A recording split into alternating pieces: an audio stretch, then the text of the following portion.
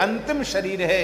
इस शरीर को प्राप्त करने के बाद फिर संसार के चक्र में भटकना पड़ा तो इससे बड़ा दुर्भाग्य और क्या होगा।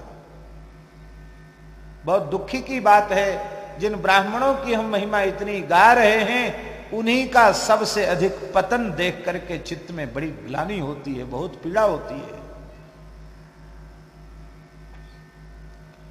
युग निर्माता ब्राह्मण है। ब्राह्मण जब परम वैराग्य पूर्ण जीवनी से जीता है, तप त्याग योग ध्यान समाधि में लगा रहता है, तब सतयुग आ जाता है। जब उस अवस्था से थोड़ा नीचे उतर करके कर्मकांड करा के दान दक्षिणा लेने लग जाता है, तब त्रेता आ जाता है यज्ञ करा के। जब वह पूजा पाठ अनुष्ठान करके सकाम अनुष्ठान करके और घर मकान बनाकर संपत्ति बटोरने लग जाता है, तब द्वापर आ जाता है।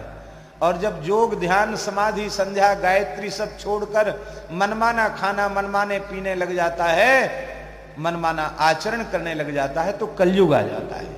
युग निर्माता ब्राह्मण है। ब्राह्मण ही सतयुग बनाता है, ब्राह्मण ही त्रेता बनाता है, ब्राह्मण ही द्वापर बनाता है, ब्राह्मण ही कलयुग बनाता है। हम ये बात निश्चय पूर्वक कह रहे हैं। केवल भारत देश के ब्राह्मण अपने स्वरूप में स्थित हो जाएं, वे केवल ये समझ लें कि हम ब्राह्मण हैं। ब्राह्मण को क्या करना चाहिए? यज्ञोपवीत धारण करें, चोटी धारण करें, तिलक धारण करें, भगवत शरणागत होवें, नित्य संध्या करें, गायत्री का जप करें और अपने बालकों को संस्कारित करें। केवल इतना ब्राह्मण करने लग जाएं, हम हनुमान जी की सन्निधि में ये बात कह रहे हैं, सारा विश्व फिर से उनके चरणों में नतमस्तक हो जाएगा।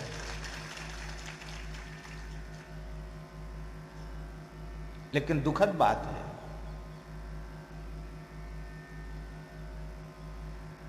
ये दीनबंधु दास जी कल कह रहे थे, महाराज जी आप तो बुंदेलखंड की खूब महिमा गाते हैं, पर यहां गाय का तिरस्कार भी खूब है और अब ब्राह्मणों का तिरस्कार भी खूब होने लग गया। पहले सबसे ज्यादा सत्कार यहां ब्राह्मणों का ही होता था, बुंदेलखंड क्षेत्र में होता था कि नहीं? अब धीरे धीरे वो खत्म हो रहा है।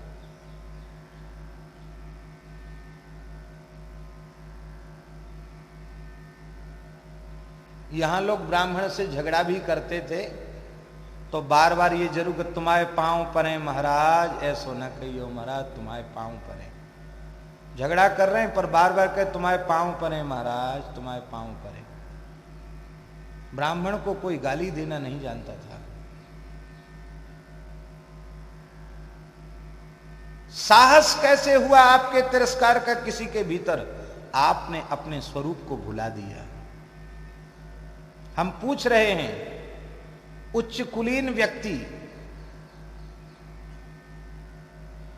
जिन घरों में बैठकर उन्हें नहीं खाना चाहिए, उन घरों में जाकर मद्य मांस का सेवन करेंगे तो उनके प्रति वे लोग श्रद्धा कैसे रखेंगे? फिर बोलिए, वो क्यों राम राम करेंगे? वे राम राम इसलिए करते थे, प्रणाम इसलिए करते थे कि हमारे गांव के महाराज